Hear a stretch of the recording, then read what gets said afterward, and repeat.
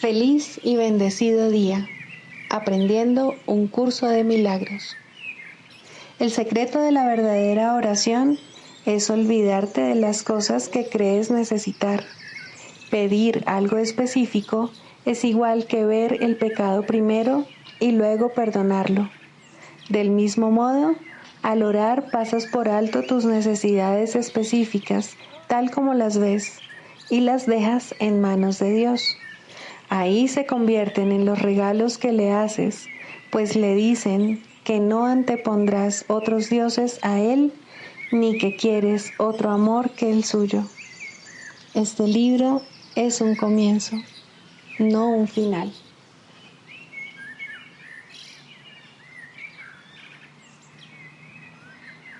Del prefacio, que postula, párrafo 6. El pecado se define como una falta de amor. Puesto que lo único que existe es el amor, para el Espíritu Santo el pecado no es otra cosa que un error que necesita corrección en vez de algo perverso que merece castigo. Nuestra sensación de ser inadecuados, débiles o de estar incompletos procede del gran valor que le hemos otorgado al principio de la escasez, el cual rige al mundo de las ilusiones. Desde este punto de vista, buscamos en otros lo que consideramos que nos falta a nosotros. Amamos a otro con el objeto de ver qué podemos sacar de él. De hecho, a esto es a lo que en el mundo de los sueños se le llama amor.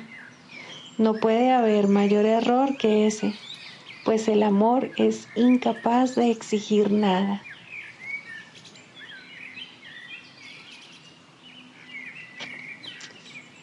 Introducción. Este es un curso de milagros. Es un curso obligatorio. Solo el momento en que decides tomarlo es voluntario.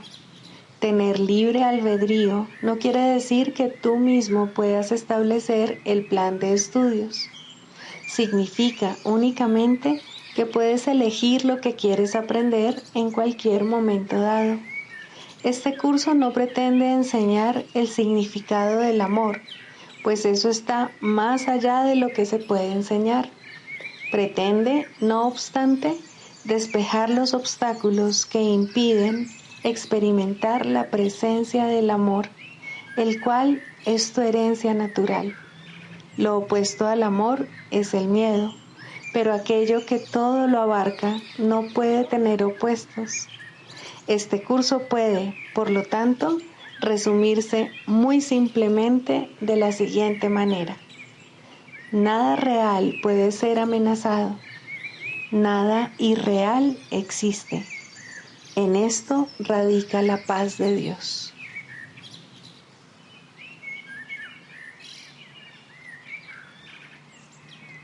Capítulo 1. El significado de los milagros. Primero, principios de los milagros. Principio 38. El Espíritu Santo es el mecanismo de los milagros.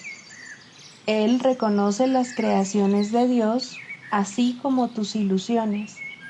Separa lo verdadero de lo falso mediante su capacidad para percibir totalmente en vez de selectivamente.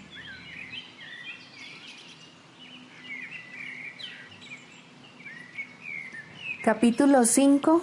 Curación y plenitud. 6. El tiempo y la eternidad. Dios en su conocimiento no está esperando, pero a su reino le falta algo mientras tú esperes. Todos los hijos de Dios están esperando tu retorno, tal como tú estás esperando el suyo. En la eternidad, las demoras no importan, pero en el tiempo son ciertamente trágicas. Has elegido estar en el tiempo en vez de en la eternidad y, por consiguiente, crees estar en el tiempo. Sin embargo, tu elección es a la vez libre y modificable. No te corresponde estar en el tiempo. Te corresponde estar únicamente en la eternidad, donde Dios mismo te ubicó para siempre. Los sentimientos de culpabilidad son los que perpetúan el tiempo, inducen miedo a las represalias y al abandono, garantizando así que el futuro sea igual que el pasado. En esto consiste la continuidad del ego, la cual le proporciona una falsa sensación de seguridad al creer que tú no puedes escaparte de ella. Pero no solo puedes, sino que tienes que hacerlo. Dios te ofrece a cambio la continuidad de la eternidad. Cuando te decidas a hacer este intercambio, reemplazarás simultáneamente la culpabilidad por la dicha, la crueldad por el amor y el dolor por la paz. Mi papel consiste únicamente en desatar las cadenas que aprisionan tu voluntad y liberarla. Tu ego no puede aceptar esta libertad y se opondrá a ella siempre que pueda y en cualquier forma que pueda. Y puesto que tú eres su hacedor, reconoces lo que él puede hacer, pues le conferiste el poder de hacerlo. Acuérdate siempre del reino y recuerda que tú, que formas parte de él, jamás te puedes perder. La mente que estaba en mí está en ti, pues Dios crea con absoluta imparcialidad. Deja que el Espíritu Santo te recuerde siempre su imparcialidad y déjame enseñarte cómo compartirla con tus hermanos. ¿De qué otra manera, si no, se te puede brindar la oportunidad de reivindicarla para ti mismo? Ambas voces hablan simultáneamente en favor de diferentes interpretaciones de una misma cosa, o casi simultáneamente, pues el ego siempre habla primero. Las interpretaciones que representa la otra alternativa no se hicieron necesarias hasta que se concibió la primera de ellas. El ego dicta sentencia y el Espíritu Santo revoca sus decisiones, en forma similar a como en este mundo un tribunal superior tiene la potestad de revocar las decisiones de un tribunal inferior. Las decisiones del ego son siempre erróneas porque están basadas en el error para cuya defensa se tomaron. El ego no interpreta correctamente nada de lo que percibe. No solo cita las escrituras para defender su causa, sino que incluso las interpreta como testigos a su favor. A juicio del ego, la Biblia es algo temible. Al percibirla como algo temible, la interpreta con miedo. Al sentir miedo, no apelas al Tribunal Supremo porque crees que también fallaría en tu contra.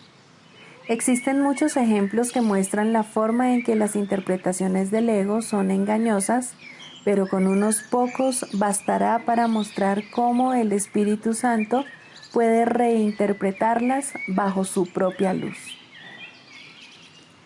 Para el Espíritu Santo, lo que el hombre sembrare, eso cosechará, quiere decir que lo que consideres digno de ser cultivado, lo cultivarás en ti mismo. Considerar que algo es valioso es lo que lo hace valioso para ti. Mía es la venganza, dice el Señor, puede reinterpretarse fácilmente si recuerdas que las ideas se expanden solo al compartirse. La aseveración subraya el hecho de que la venganza no se puede compartir. Dásela, por lo tanto, al Espíritu Santo, quien te librará de ella, puesto que no le corresponde estar en tu mente, la cual forma parte de Dios. De acuerdo con la interpretación del ego, castigaré los pecados de los padres hasta la tercera y cuarta generación. Es una aseveración especialmente cruel. Se convierte simplemente en un intento por parte del ego de garantizar su propia supervivencia. Para el Espíritu Santo, la frase significa que en las generaciones posteriores Él todavía podrá reinterpretar lo que las generaciones previas habían entendido mal, anulando así la capacidad de dichos pensamientos para suscitar miedo. Los impíos perecerán se convierte en una declaración de expiación si se entiende la palabra perecerán con el significado de serán deshechos. Todos los pensamientos no amorosos tienen que ser deshechos, palabra esta que el ego ni siquiera puede entender. Para el ego, deshacer significa destruir. El ego no será destruido porque forma parte de tu pensamiento, pero como no es creativo y es, por consiguiente, incapaz de compartir, será reinterpretado de otra manera para así liberarte del miedo.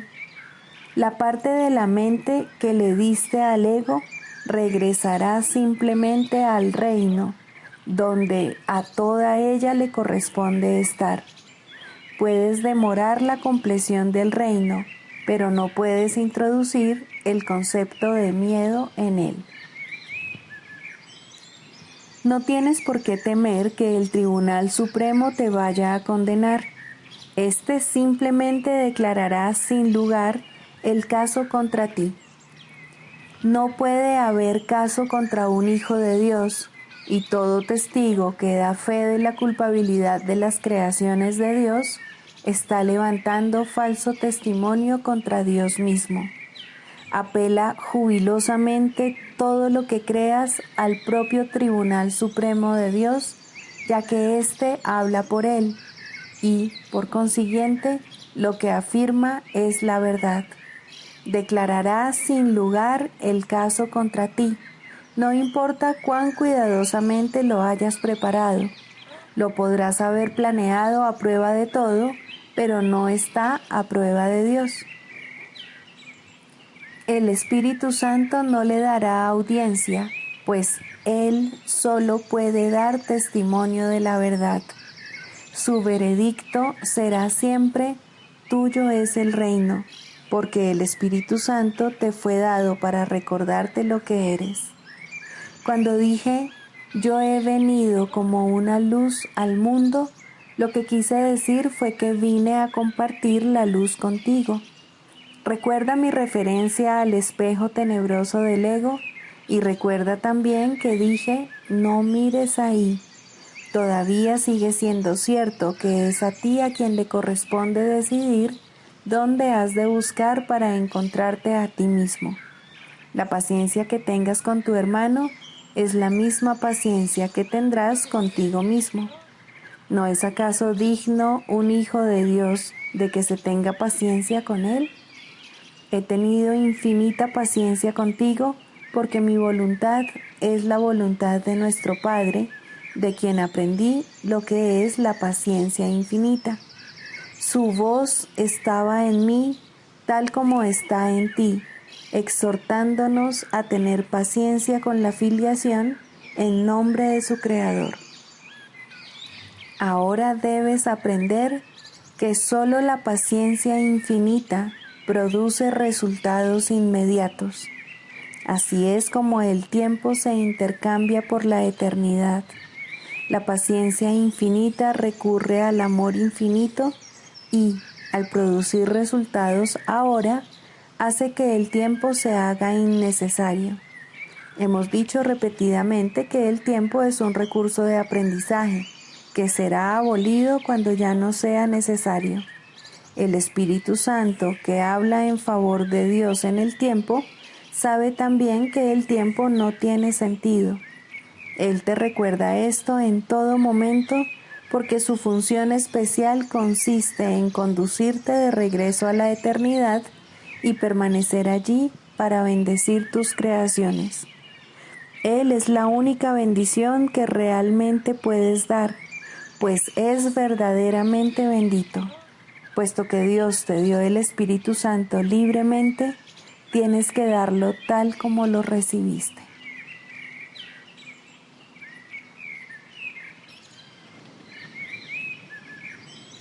Libro de ejercicios, lección 216. No soy un cuerpo, soy libre, pues aún soy tal como Dios me creó. No puede ser sino a mí mismo a quien crucifico. Todo lo que hago, me lo hago a mí mismo. Si ataco, sufro, mas si perdono, se me dará la salvación. No soy un cuerpo, soy libre, pues aún soy tal como Dios me creó.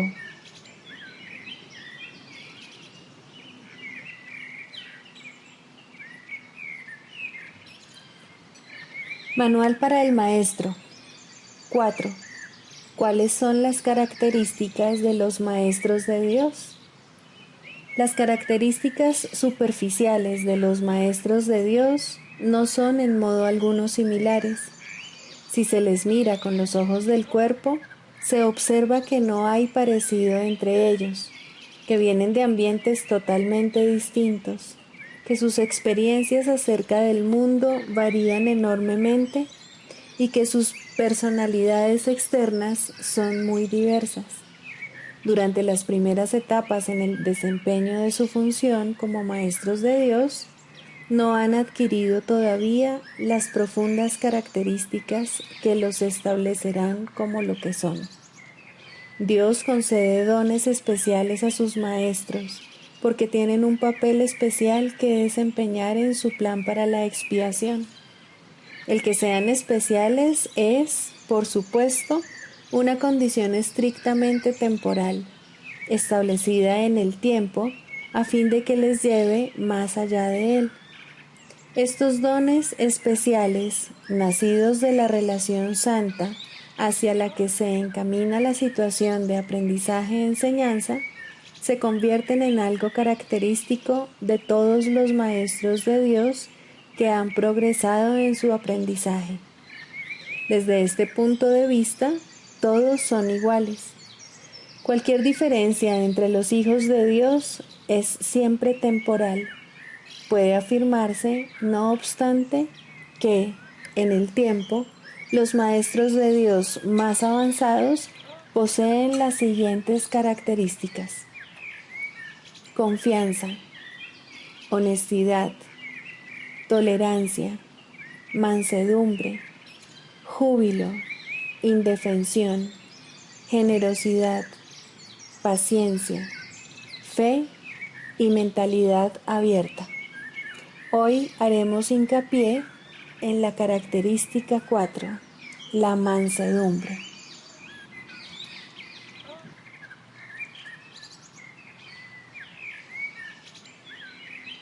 Del Manual para el Maestro, pregunta 4. ¿Cuáles son las características de los maestros de Dios? 4. Mansedumbre. Para los maestros de Dios, el daño es algo imposible. No pueden infligirlo ni sufrirlo. El daño es el resultado de juzgar. Es el acto deshonesto que sigue a un pensamiento deshonesto. Es un veredicto de culpabilidad contra un hermano y por ende contra uno mismo. Representa el fin de la paz y la negación del aprendizaje. Demuestra la ausencia del plan de aprendizaje de Dios y el hecho de haber sido sustituido por la demencia. Todo maestro de Dios tiene que aprender, y bastante pronto en su proceso de formación, que hacer daño borra completamente su función de su conciencia. Hacer daño le confundirá y le hará abrigar sospechas y sentir ira y temor. Hará que le resulte imposible aprender las lecciones del Espíritu Santo. Tampoco podrá oír al Maestro de Dios, quien solo puede ser oído por aquellos que se dan cuenta de que hacer daño, de hecho, no lleva a ninguna parte y de que nada provechoso puede proceder de ello. Los maestros de Dios, por lo tanto, son completamente mansos. Necesitan la fuerza de la mansedumbre, pues gracias a ella, la función de la salvación se vuelve fácil. Para los que hacen daño, llevar a cabo dicha función es imposible. Pero para quienes el daño no tiene significado, la función de la salvación es sencillamente algo natural. ¿Qué otra elección sino esta tiene sentido para el que está en su sano juicio? ¿Quién, de percibir un camino que conduce al cielo, elegiría el infierno? ¿Y quién elegiría la debilidad que irremediablemente resulta de hacer daño cuando puede elegir la fuerza infalible, todo abarcante e ilimitada de la mansedumbre?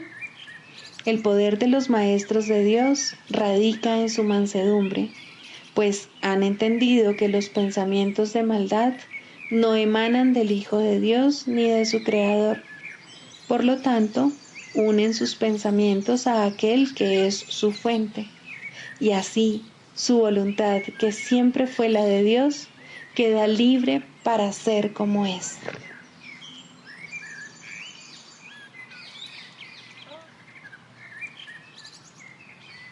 Clarificación de términos. El perdón, la faz de Cristo. El perdón es el medio que nos lleva a Dios y que nos permite alcanzarle, mas es algo ajeno a Él. Es imposible concebir que algo creado por Él pueda necesitar perdón. El perdón, entonces, es una ilusión, pero debido a su propósito, que es el del Espíritu Santo, hay algo en ella que hace que sea diferente. A diferencia de las demás ilusiones, nos aleja del error en vez de acercarnos a él. Al perdón podría considerársele una clase de ficción feliz, una manera en la que los que no saben pueden salvar la brecha entre su percepción y la verdad. No pueden pasar directamente de la percepción al conocimiento, porque no creen que esa sea su voluntad. Esto hace que Dios parezca ser un enemigo en lugar de lo que realmente es, y es precisamente esta percepción de mente la que hace que no estén dispuestos a simplemente ascender y retornar a Él en paz. Y de este modo necesitan una ilusión de ayuda, porque se encuentran desvalidos, un pensamiento de paz porque están en conflicto. Dios sabe lo que su Hijo necesita antes de que Él se lo pida. Dios no se ocupa en absoluto de la forma, pero al haber otorgado el contenido, su voluntad es que se comprenda, y eso basta. Las formas se adaptan a las necesidades, pero el contenido es inmutable, tan eterno como su Creador. Antes de que el recuerdo de Dios pueda retornar, es necesario ver la faz de Cristo. La razón es obvia. Para ver la faz de Cristo se requiere percepción. El conocimiento no es algo que se pueda ver, pero la faz de Cristo es el gran símbolo del perdón, es la salvación, es el símbolo del mundo real. El que la ve deja de ver el mundo. Está tan cerca ya del umbral del cielo como es posible estar mientras aún esté afuera.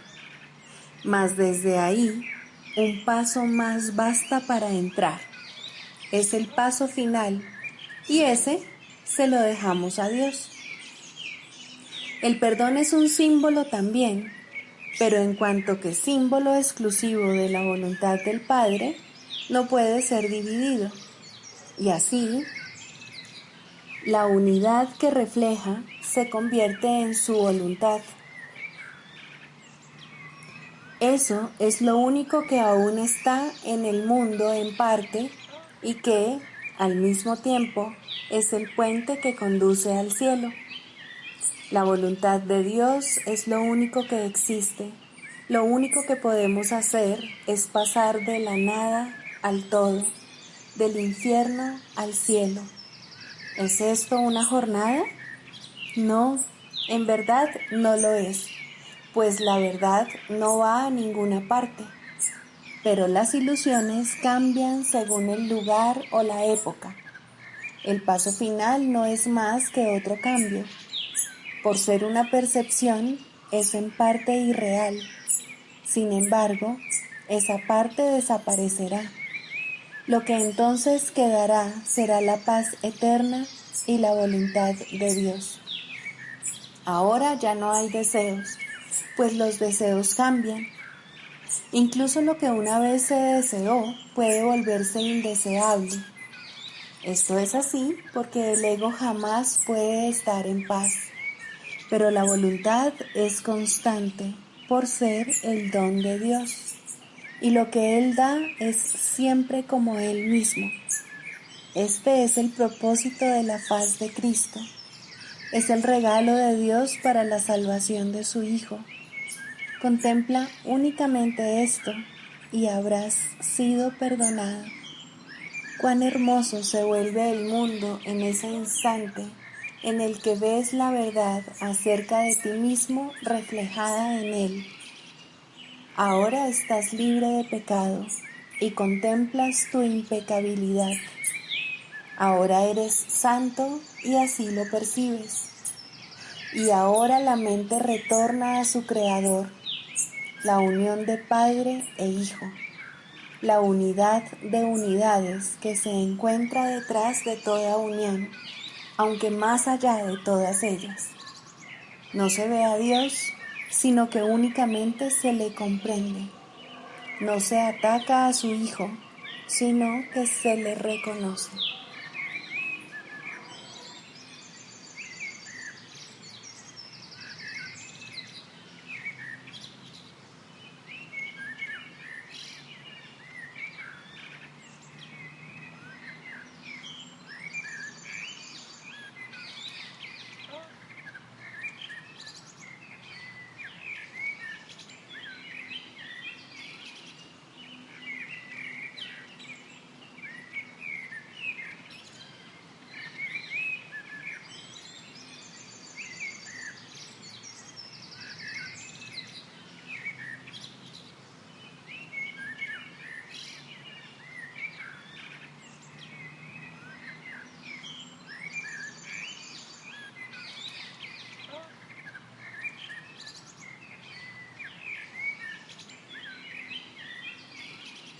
Sigamos a Jesús haciendo del perdón algo tan natural como respirar y algo tan vital como el aire.